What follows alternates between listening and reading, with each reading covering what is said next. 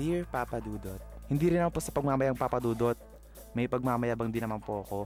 Medyo maputi, 5'5" ang height, at light brown ang mata. Nakakala ng iba ay naka-contact lens ako. High school po ako noong sinubukan kong maghanap ng isang ka-textmate mula sa aking mga kaeskwela.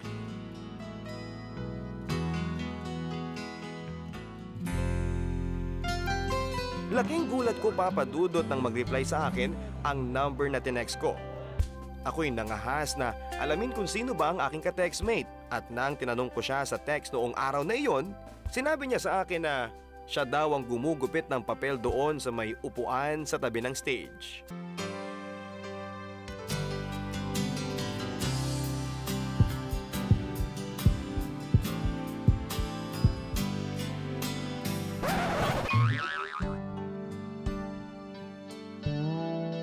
Mula po noon, Papa Dudut, ay nabighani na ako sa kanya.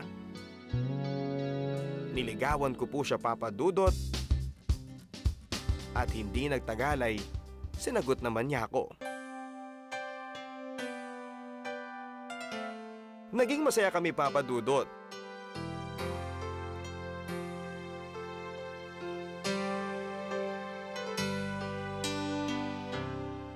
Ngunit hindi ko inakala na isang araw ay mawawala siya sa akin dahil naisipan niyang bumalik sa dati niyang naging nobyo. Napakasakit, Papa Dudut. Pero matapos ng 4 na taon ay na-realize ko na hindi pa rin pala nawawala ang dating pagtingin ko sa kanya. At may isa po sana akong hiling. Ang nais sana ni John Arfel, may pagpatuloy ang di umano'y naudlot na pagmamahalan nila ng matalik niyang kaibigan na si Mecca. Mecca, hanggang ngayon, mahal pa rin kita. Gusto kong sabihin sa'yo na naghihintay pa rin ako na babalikan mo ko. Kahapon lamang, sinamahan namin si John Arfel sa barangay LSFM. At dito personal niyang ikwinento kay Papa Dudut ang kanyang pinagdadaanan. Pinag-usapan na rin nila off-air ang maaaring gawing diskarte ni John Arfel para masabi ang kanyang nararamdaman kay Mecca.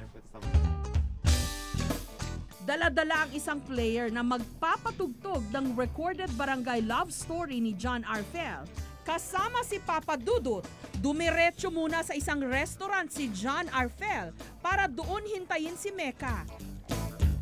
Tinext at tinawagan niya muna si Mecca para magyayang makipagkita rito. Pero the number you dialed is busy at the moment. Please try your call later. Busy talaga. matapos ang ilang minutong paghihintay, tila nawawalan na raw ng pag-asa si John Arfel. Hanggang maya-maya. Ayun siya. Halakhak at iyak, ligaya at lungkot, sa ala-alay masinop na inipon. Dito na pinatugtog ni John Arfel ang CD na kanyang daladala. Sa totoo lang ay hindi ko ito malalaman kung hindi dahil sa isang espesyal na tao sa buhay ko. Tawagin na lang po natin siya sa pangalang Milka.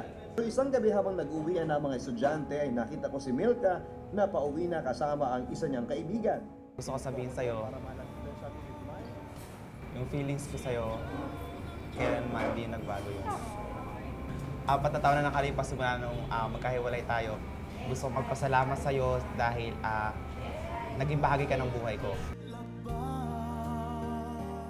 Nararamdaman ko naman yun. Pero hindi ko lang siya tinatanong kasi ayoko lang itanong.